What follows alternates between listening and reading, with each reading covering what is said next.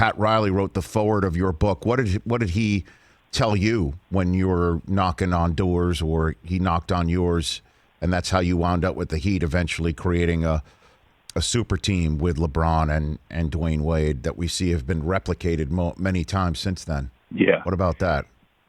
Pat, pretty much what Pat did, he understood that you need great teams to win. Now they call them super teams. Mm-hmm. In my opinion, you could argue that there has always been a super team to win an NBA championship. Very seldomly that they're not, just at that point in time, he dumped a bunch of, when we were in the meeting, he rolled up his sleeves, took his jacket off, rolled up his sleeves, and just dumped a bunch of 2006 championship rings on the table.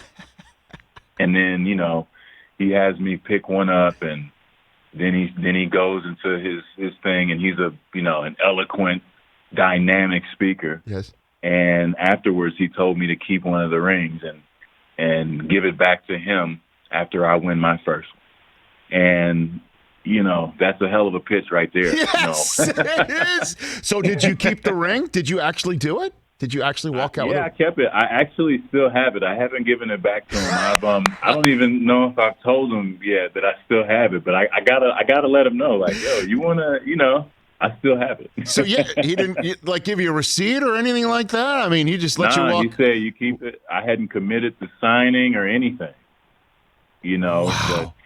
But Pat is just, man, Pat Riley, and that was very Riley-esque, and I mean, it put things into perspective for me, and it was the chance of a lifetime to go after winning a championship, or at least try, and that was the decision I made. I'm so fascinated by this. So one last follow-up. How many rings did he spill out, like out of a box, like literally spill it out on the table, and it just made noises on the table, and you picked one out? Literally? Yeah, it was like a little bag.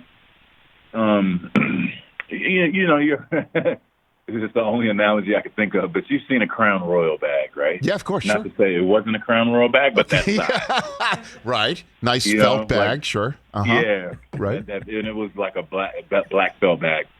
And yeah, he dumped them out. I don't remember how many there were, but there were a few. And you just say, yeah, take that one. Hey, you watched all the way to the end. Thanks for that. Watch more right here.